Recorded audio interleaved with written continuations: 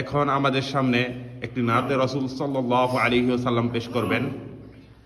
হাফেজ হযরত মাওলানা আব্দুল হান্নান সাহেব, হাফেজ হযরত মাওলানা আব্দুল হান্নান সাহেবকে তার মূল্যবান গজলটি পরিবেশন করার জন্য বিনীতভাবে অনুরোধ জানাচ্ছি। আসসালামু আলাইকুম ওয়া রাহমাতুল্লাহি ওয়া বারাকাতুহু। ওয়া আলাইকুম আসসালাম ওয়া রাহমাতুল্লাহি ওয়া বারাকাতুহু। শুকরিয়া জানাই আল্লাহ, শুকরিয়া জানাই তোমায়, অসহায় বান্দা মুরা বেঁচে আছি তোমার দয়ায়। অসহায় বান্দা মুরা বেঁচে আছি তোমার দয়ায়। দু চোখ ভরে স্বপ্ন